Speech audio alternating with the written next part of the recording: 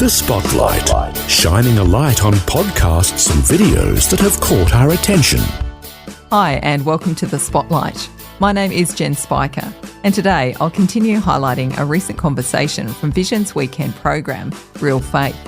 Glen Cairns' life was changed forever after an accident in Papua New Guinea left him a tetraplegic. However, despite this setback and other huge challenges, Glen keeps serving the Lord and others in remarkable ways. Today, we'll hear more of Eric Scatterbo's conversation with Glen.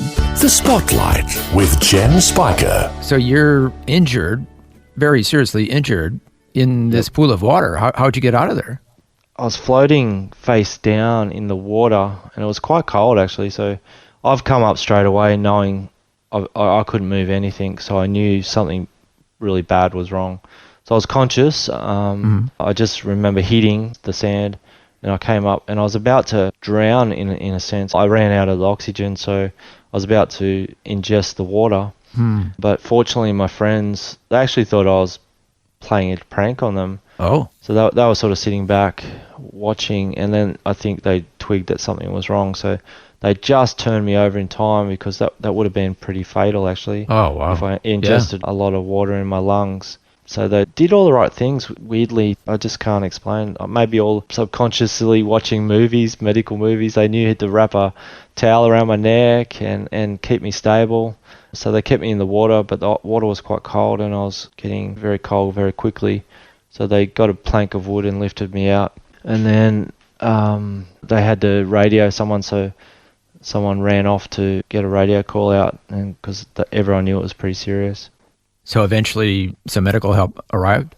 Yeah, they got to the yacht, and fortunately there was another yacht had pulled up, and the lady on the yacht was a nurse, so they had a stretcher on the yacht.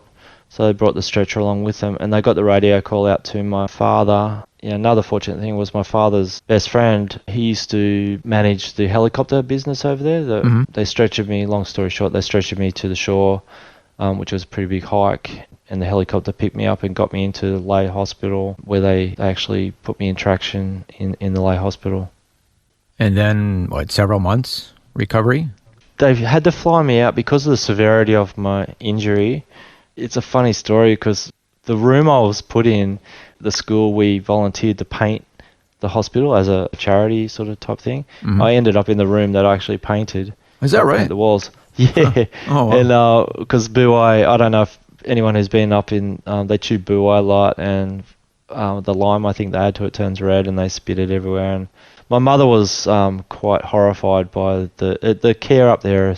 They just haven't got the money to put in their medical system, and the helicopter pilot's wife was a doctor, so I had immediate care straight away. So they were putting calls out to try and get me out. They knew they had to get me out of Papua New Guinea, otherwise I would have died. So they were trying desperately they were ringing the Air Force to see if they could do a medical evacuation. So they ended up getting a company based in Townsville. I don't remember the name of the company, but they flew me out of Papua New Guinea that night. So I had to get out pretty quick, and I ended up in Princess Alexandra Hospital in Brisbane. So really early the next morning. Wow, so that in itself was quite amazing and miraculous that you were able to go from PNG to Australia and get very good medical care right away. Yeah, I was very fortunate to have that, because my mum, this is a funny story, my mum came in, my mum's a cleany person, like with 5 boys, obviously she's got to be very clean. So when she saw the evacuation team put clean sheets on me, she actually, she thought I was going to be in good care from there on. So it put her at ease that all these sterile sheets were coming out. And they're an amazing team that flew up from Townsville. They were just a really amazing bunch of people. And if they're actually listening, I never got a chance to thank them. They were just an amazing bunch. Just that flight back from Papua New Guinea was quite bumpy, and I guess they had to give me pain medication to ease the pain of the broken bones, but not sedate me enough that I lose consciousness, I guess. And this is in the 1980s at the time of this tragic accident? Yeah, December 87. Okay, so then your life changed forever because you were no longer able to walk after that. Yeah, so I was so they put me in an intensive, so it was a spinal ward in Princess Alexandra Hospital is a brand new spinal ward, fortunately. So it was quite clean and up to date with all its technology. So it's like an ICU for spinal patients. And so you're in traction. They actually drill holes in the side of your skull. Wow. Yeah, they do it differently now, and they hang weights. So they put like, I don't know the best way I can explain it, like a big ice clamp, and so it goes into your skull, like little pins go into your skull. So I actually remember the mechanical drill they used. I can still feel the mechanics going into my skull. Yeah, so they drill a few mil into your skull, and then they put the clamp in, and then they hang weights off that clamp. So imagine yourself lying on your back, and you've got these weights hanging off, and that's so they can spread the vertebrae. So in traction they call it. So, and then I'm on a bed that flips side to side to stop any pressure sores. Oh, right. So it was very, very confronting, and there was people old age, mainly men have spinal injuries because they're climbing ladders and doing like climbing waterfalls and all those sort of things that young men do. So a lot of builders would break their backs falling on ladders, and so I think there was about 6 people died while I was in hospital in that ICU. Yeah, so hearing the sound of that line, that the line of the ECG, or that sound, and nurses rushing around. It was quite a very scary place to be. Yeah, as a 19-year-old. Yeah, 19 years old, hearing people dying. Yeah, in the same room with you. Yeah, it was very confronting. So you can use your arms, but feeling stops from the chest down, is that right? Yeah, pretty much around sort of nipple height, out there, chest. And then only muscles I have in my arms are sort of shoulder muscles. And I've got one muscle in my forearm, which is a wrist extensor. So I can pull my wrists back, and no finger function. Yeah, and getting used to not feeling parts of your hand and your arms is like I used to burn myself unknowingly, and it's quite a weird process to go through to realize what parts of your body can and can't feel.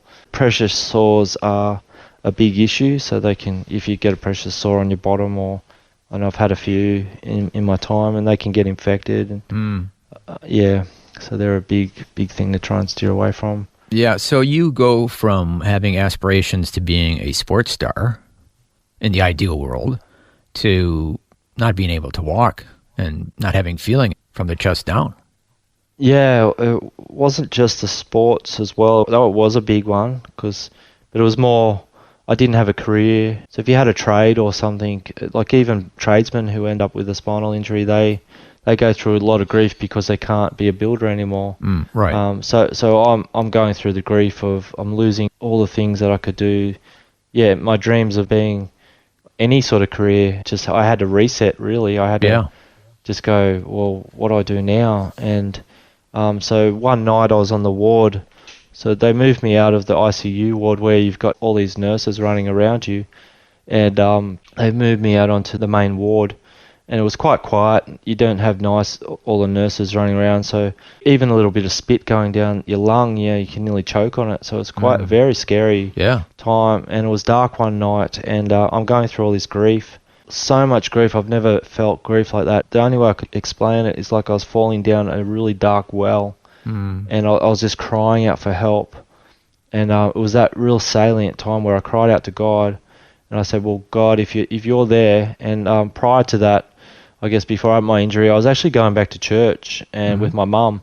Yeah. And I'd be on my knees the whole time back at the Catholic Church, and I'd just be crying, calling out for God, where are you, God? And I think that really search for God, like a lot of people say that I just found God as to appease like the atheists actually say things like, you just found God to make yourself feel better that there's a higher being, but it wasn't the case. So actually, I was really looking seriously for God before my accident, because the love of these young Christian people around me, I just saw so real that there was something greater in these people, these young people who loved me. There was something more than what I grew up with. There was something more, and I knew it was God.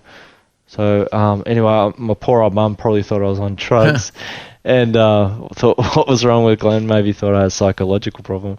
Anyway, I really cried out to God at that moment, and the best way I can explain it was like God put his hand under me and he spoke to me and he said, Glenn, I've got you.